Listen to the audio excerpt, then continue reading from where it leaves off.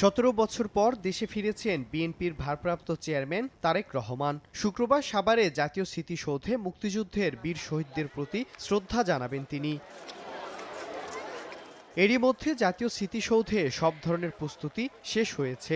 বিএনপির ভারপ্রাপ্ত চেয়ারম্যান জনাব তারেক রহমান জুমার নামাজের পরে জাতীয় স্মৃতিসৌধে বীর শহীদদের প্রতি শ্রদ্ধা নিবেদন করবেন।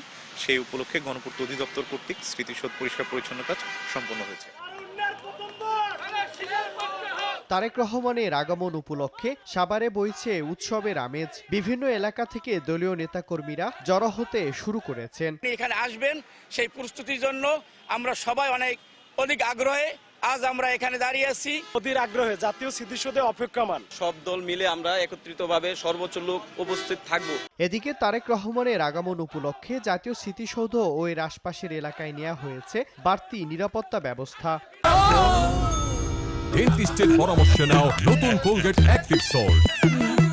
নিরাপত্তা যেন কোনো ধরনের বিঘ্নিত না হয়, এই নিরাপত্তা বিঘ্নিত হওয়ার বিষয়টা আমরা দেখভাল করছি। শুক্রবার সাভার জাতীয় স্মৃতিসৌধ এলাকায় 50,000-এর বেশি মানুষের গণজমায়েতের আশায় স্থানীয় বিএনপি ও অঙ্গ সংগঠনের নেতাদের। সময় সংবাদ, সাভার।